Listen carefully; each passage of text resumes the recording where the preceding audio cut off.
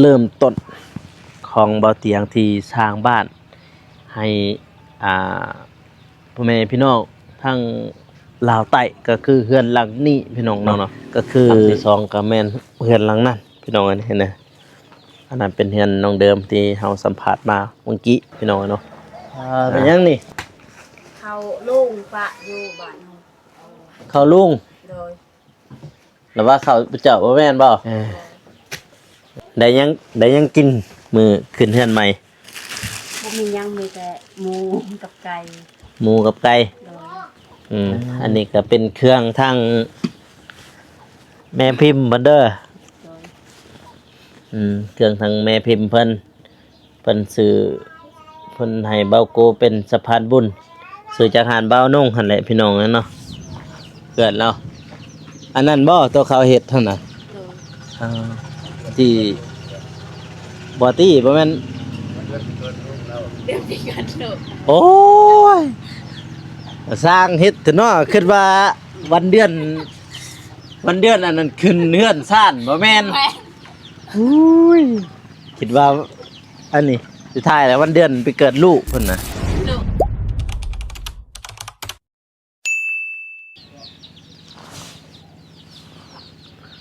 โอ้บรรยากาศ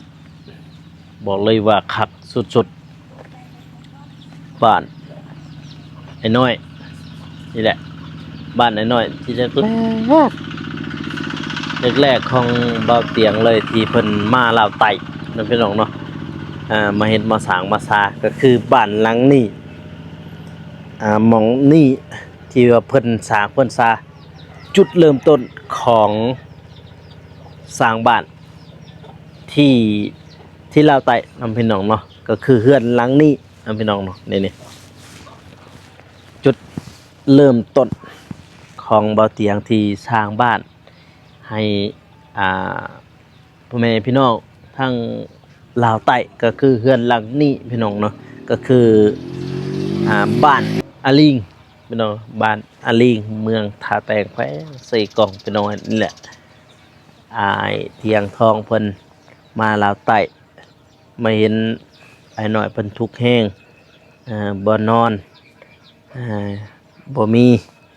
ก็ยามฝนตกก็ฟ้าเบิดเถือนซ่านเราก็จัดให้ทางผู้ใหญ่ทางเพิ่นทำพี่น้องเนาะซื้อเสาซื้อหยังมาเฮ็ดบ้านนี่ซื้อผักตีซื้อสังสีหยังมาเฮ็ดบ้านเฮ็ดได้ทิศนึงแล้วน้องเนาะนี่แหละคือลังแรกของเบาเตียงที่ว่าเพิ่นเฮ็ดเราเฮ็ดบ้านให้พี่น้องทางลาวใต้เนาะพี่น้องเนาะก่อนอื่นหมดก็กราบสบายดีเด้อพ่อแม่พี่น้องเนาะบ่ว่าสิอยู่ภายในหรือว่าต่างประเทศก็ยินดีต้อนรับเข้าสู่2เบาโกชนบทสปปลาวพี่น้องเนาะมื้อนี้ก็มาอยู่ที่หม้องที่เบาเตียงเพิ่นสร้างบ้านให้พี่น้องลาวใต้คนแรกก็คือเฮือนหลังนี้นะพี่น้องเนาะหลังที่2ก็แม่นเฮือนหลังนั้นพี่น้องเห็นนะอันนั้นเป็นเฮือนน้องเดิมที่เฮาสัมภาษณ์มาเมื่อกี้พี่น้องเนาะเอาให้เว้าสักษาเสียเวลานะพี่น้องเนาะตอนนี้เบาโกยังอยู่ที่บ้านอาลิงเมืองท่าแตงแขวงเซกองพี่น้องเนาะมื้อนี้ก็ได้มีข่าวดีทางผู้ใหญ่ใจบุญทางเบาโกนะพี่น้องเนาะก็คือแม่พิมพ์นั่นเองพี่น้องเนาะเพิ่นก็เคยมาทางลาวใต้แล้วครั้งหนึ่งพี่น้องเนาะแล้วก็เพิ่นเห็นความทุกข์ยากนี่แหละพี่น้องแล้วเพิ่นก็ให้เบาโกเป็นสะพานบุญสื่อไข่ที่หานเบานงแล้วก็มาม่าหรือว่ามีนั่นเองเนาะพี่น้องเนาะมีก็แก๊สนึงแล้วก็ไข่แตะนึงนะพี่น้องเนาะเพื่อไปมอบให้ครอบครัวน้องซิมนั่นเองเนาะพี่น้องเนาะไปเดี๋ยวเฮาไปหาแล้วก็ไปเยี่ยมไปยามน้องซิมเลยพี่น้องเนาะเพราะว่าก็หลายเดือนที่เฮาบ่ได้ไปเฮ็ดแล้วก็ตั้งแต่เพิ่นขึ้นบ้านเพิ่นแหละพี่น้องเนาะแล้วว่าขึ้นเฮือนใหม่เพิ่นนั่นเว้ากูบ่ได้มาเลยพี่น้องเอ้ยนี่แหละเฮือนซานบ้านซองทางบ้านเนาะ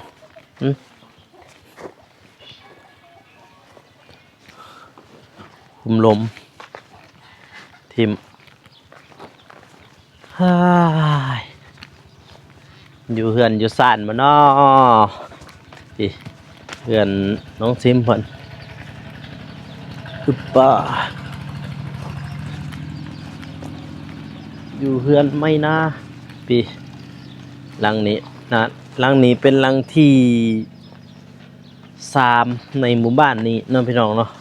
ทางผู้ใหญ่เพิ่นให้ทีมงานเราเฮ็ดโอ้โตนี่อึบป่านี่แหละเฮือนซ่านบ้านซองเนาะโอ้มีดอกไม้ข้างในอ๋อโชอีช่างอันนี้เข้าบ่นี่ใช่เลยจีเฮือกคลองเฮือนว้าวโชสวัสดีเว้ยเนาะสบายดีเด้อบ่าวก็ อึบป่าสวัสดีเว้ยพี่น้องเอ้ยกว้างขวางแน่เนาะบัดนี้เนาะโดย เป็นยังนี่ เขาลุงปะอยู่บ้านเฮา ข้าวลุง โดย หรือว่าข้าวเจ้าบ่แม่นบ่ บ่ อืมจักซอบอันนี้20 10 15 บ่ฮู้สิสาผักเราขาย เอามาเรามาป้าอยู่เฮือนเจ้า โดยแต่เฮือนเราเว้าได้ครับมันครับ บ่อยากมันหักบ่ป้าอยู่เฮือนเจ้า บ่ฮู้กัน อ๋อ1 2 3 4 5 6 7 8 9 11 2 3 4 5 6 7 8 9 19สอบแต่ว่าเป็นเขาของลุง โดย อ่าจ้ะมาบัดนี้พี่น้องไงสวัสดีเวยแล้วได้เฮือนใหม่อ่าได้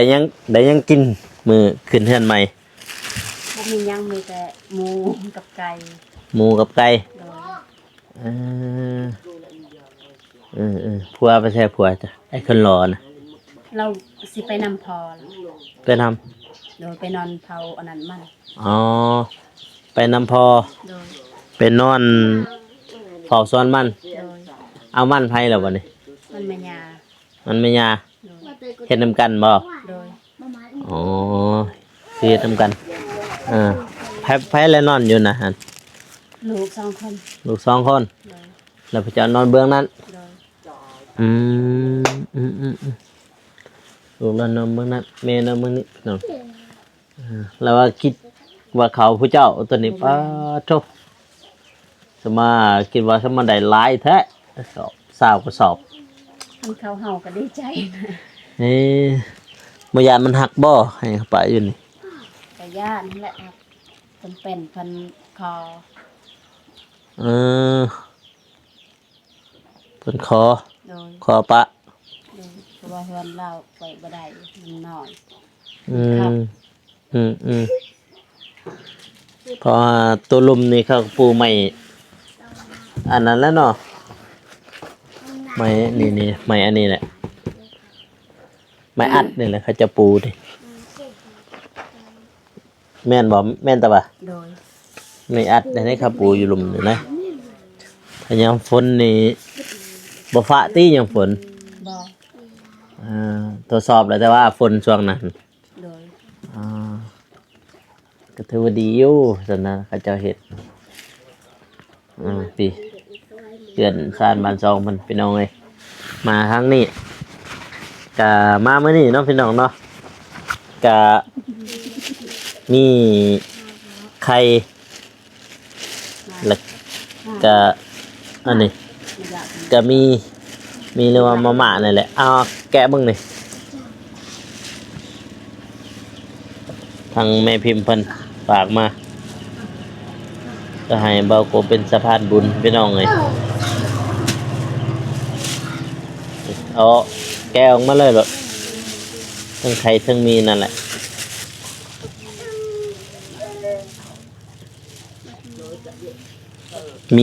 มีแกะหนึ่งแล้วก็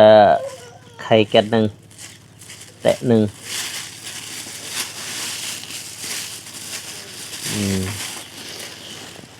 น้องใครเด้เขียนไว้บ่าวน้องเขียนไว้น้องซิมเอาเลยนี่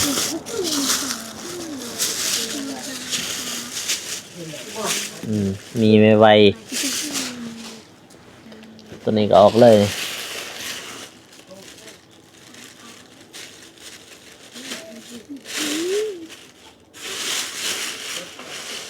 กลุ่มบ่เดือนหนึ่งกินนี่ บ่พวกน้อยกินโดน ว้าว เสื่องไหวกับเขาเอา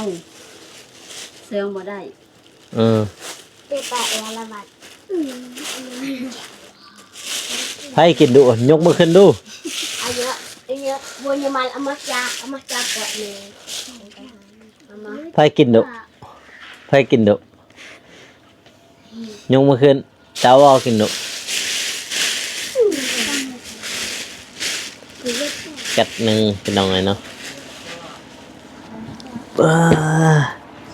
มือจิตไทยหูบก่อนอึ๊บเอานบดู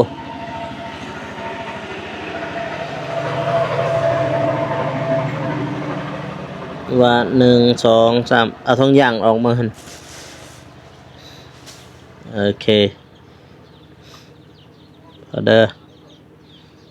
1 2 3โอเคเป็นแหละอันนี้ก็เป็นเครื่องทั้งแม่พิมพ์บันเดอร์เครื่องทางแม่พิมพ์เพิ่นสื่อเพิ่นให้เบาโกเป็นสะพานบุญสื่อจากหานเบานุ่งหันแหละพี่น้องนั่นเนาะทั้งหมดก็แก็บหนึ่งก็150,000แต่ว่าใครนี่จะเท่าไรแหละจะถามเราเมื่อกี้นี่ใครเอาไงรวมทั้งเบิดทั้งน้องเดิมกับเจ้ารวมทั้งเบิดน้องเดิมกับน้องซิมเนี่ยถึงอยู่1,100บ่แต่ว่า1,100 บาทพี่น้องไงเนาะทำไมพิมพ์เพิ่นแต่ก็แต่ก่อนหันเพิ่นก็ได้มาอยู่พี่น้องทางนี้นี่ทางบ้านน้องเดิมมันแต่ว่าเพิ่นมาหาบ่อยู่เฮือนกันนี่บ่ได้มาบ่มีแต่อยู่กับน้องเดิมมีแต่อยู่เฮือนน้องเดิมน่าเสียดายและสั่นถ้ามาฮอบหน้าจึงให้เรามาเบิ่งเฮือนอันนี้ก็เป็นเงินทางแม่พิมพ์เนาะพี่น้องเนาะนี่เฮ็ดเฮือนนี่ก็แม่นคือกันแน่นี่ทั้งแม่พิมพ์เพิ่นน่ะแม่พิมพ์แม่เพ็ญหลายคนพี่น้องกันเนาะปู่เพิ่นเก็บกันนั่นแหละคนละเล็กคนละน้อยแล้วก็ซื้อผักกาดจาดแล้วก็ซื้อสังกะสีซื้อตีนเสาซื้อไม้แน่ก็แม่นว่าเงินทางแม่พิมพ์เพิ่นเนาะพี่น้องเนาะหลักๆก็คือแบบว่าก็หลายคนนั่นแหละพี่น้องเนาะเพิ่นก็เก็บกันระดมกันแล้วก็ให้แม่พิมพ์เป็นผู้ถือเงินนั้นนะพี่น้องเนาะแล้วก็ต่อมาก็ให้เบาโกกับเบาเจ็บเพิ่นพี่น้องเนาะเป็นสะพานบุญซื้อผ้ากะตีผ้ากระจาดนี่แล้วก็สังกะสีแล้วก็ซื้อไม้นี่แน่ค่ะอุปกรณ์แนวกินนั่นแหละพี่น้องไงเนาะลูกก็บ่ได้เข้าโรงเรียนแน่เนาะบ่ก็พักเบิดบ่โดยพักเรียนหนึ่งบ่ ที่ฮอกที่ให้ยันเรียนที่26เขาเรียนต่อได้16เรียนต่อวันที่16ยังอีก10ปลายวันก็เรียนต่อพี่น้องเนาะมามื้อนี้ก็ว่าจะ3 เดือน4 เดือนแล้วเด้ที่บ่ได้มานี่ตั้งแต่เพิ่นขึ้นเฮือนพุ่นแหละขึ้นเฮือนก็บ่ได้มาดอกพี่น้องเอ้ยโธ่น้องอำพรบ่ทันได้ลงฮอดคลิปซ้ำมื้อนี้นี่เพราะว่าขับรถหลายกับเบาน้องตั้งแต่บ้านมันแล้วก็กินข้าวอยู่นั่นนี่อยู่ มองสังแหละมองชมวิวค่ะหั่นกินข้าวมองนั้นบัดนี้อวยพรเป็นติ โดย เพราะว่าอย่าอย่าคัดคือน้องเดิมนั่นแหละเมื่อกี้นี่ครับเพราะว่าหลายดนหลายมื้อพี่น้องอะนะหลายวันที่เฮาบ่ได้มาทายเพิ่นแบบว่าแบบอยากคัดๆในจักหน้อย แบบว่าจักติดๆนั่นนะแบบว่าอีช่างเกินมาน้ำมันกระแลดมันฟืดเถอะนะต้องใส่น้ำมันกระแลดหลายๆก็ว่าให้มันละลื่นดีให้มันปกครองดีตะเกียนโอ้ยน้องเดิมเอ้ยพรคักพี่น้องอะนะแล้วก็การเว้าเพิ่นเดี๋ยวนี้หันด้วนและทีมงานบ่ได้มาถ่ายก็จะว่าติดในจักหน้อยบัดนี้ก็คืออุปกรณ์นี้นำพี่น้องเนาะหรือว่าอาหารจำพวกนี้แม่นว่าทางแม่พิมพ์เพิ่นเด้อแล้วก็อวยพรแม่พิมพ์แล้วก็ผู้เพิ่นเบิ่งอยู่นี่แน่ตัวไหนมันแนวดีก็อวยพรให้เพิ่นนั่นแหละเอาเริ่มเลยบัดนี้ โดยขอบคุณหลายๆเด้อแม่พิมพ์อยู่ฝั่งไทยที่ซื้อให้ แม่พิมพ์ มีกับไข่ไก่ น้อย ให้แม่อยู่เย็นเป็นสุขสุขกายสุขใจ ความเจ็บอย่าได้ความไข่อย่ามีปรารถนาสิ่งใดขอให้ได้สิ่งนั้น ไปใส่มาใส่ก็ขอให้หอดจอดถึงให้คนหักคนหอมเฮ็ดเบียกการงานอันใดก็ขอให้ประสบผลสำเร็จขอให้หังให้มีโศกให้มานให้ร่ำให้รวยให้เฮงปังๆเด้อแม่เด้อจ้า สาธุ ในลายทาง โด เรา ย ก็ โดย เป็นสะพานบน โดย ที่มาให้ไก่ไก่กับแม่ให้น้องซิง โดย ขอให้เราโกติดต่อไปขอให้ โดย มีคนเบิ่งเป็นหมื่นเป็นพัน โดย เออสาธุ สาธุพี่น้องกันเนาะนี่แหละพี่น้องเอ้ยเฮ็ดให้เพิ่นน่าจะบ่ถึงกลุ่มเดือน อีกน้อยหลายพี่น้องเอ้ย4คนเลยเนาะลูกจ้ะเนาะ สาม 3บ่เด็กน้อยหลายพี่น้องเอ้ยน่าจะบ่กลุ่มดอก แต่ละมื้อกินหยังแต่ละมื้อ เป็นละมือบ่ อ่า กินหอย อ๋อ มือกินผัก หอยจูบหอยหยังให้นี่บ่ โดย ไปเก็บแต้วอันนั้นพุ่นบ่ โดยหอยทอน หอยทนอยู่นี่ โดยทางถนนนั่นเอง อ๋อหอยจูบตัวมันอยู่ในหินบ่แม่นบ่ โดย ดอกส่วนหลายก็หอยแนั่นพี่น้องเขาจะมาเก็บแถวนี้แต่ว่ามื้อแรง ตามแนวหอยอยู่นี่หอยคมหอยปลากระหอย อ๋อ คม อ๋อหอยคมไม่ได้บ่หอยคมบ่ น้องกระโบก ไปจักสิบอกกันเลยเนาะคนจักแต่หอยจูบนั่นแหละหอยจูบหอยก้นแหลมๆนั่นน่ะมาแล้วก็ตัดกดมันนั่นน่ะแต่หอยตอนนั้นแล้วก็หอยปึกกวางหอยคมไม่ฮู้ฉันไม่ฮู้แบบใดมันเป็นก็ประมาณนั้นนะพี่น้องเนาะบัดนี้ทางบาโกยเองก็สิได้ขอโตวอำลาพาจากได้บัดนี้เด้มีเวลาก็จึงสิมาเยี่ยมมายามใหม่พี่น้องนั่นแล้วก็มาอัปเดตทางครอบครัวเพิ่นพี่น้องเนาะบ่ฮู้ว่าแล้วเนาะวันนี้สิได้กลับก่อนเด้อ โดยเดินทางไป โดยกลับก่อนพี่น้องเอ้ยแล้วก็สิรีวิวอ้อมเพื่อนเพิ่นแน่พี่น้องเนาะไปทางพ่อแม่พี่น้องเพิ่นได้เบิ่งได้ชมเด้โอ้ยเจ็บแอวอึบปีละอึบปาโชสบายดีโดยอึบโอ้ยปวดขาเจ็บแอวปีเกิดแล้วอันนั้นบ่ตัวเขาเห็ดเท่านั้น โดย ที่บ่ตี้บ่แม่น เดือนที่กันโดย โอ้ยสร้างเฮ็ดเถอะเนาะคิดว่าวันเดือนอันนั้นขึ้นเฮือนซ่านบ่แม่นอุ้ยคิดว่าอันนี้สุดท้ายแล้ววันเดือนไปเกิดลูกเพิ่นน่ะ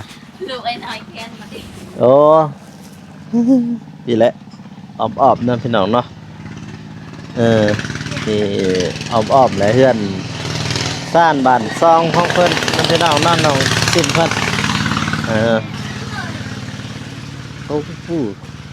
นี่เขาต้นทุเรียนเพิ่นอยู่นี่ต้นทุเรียน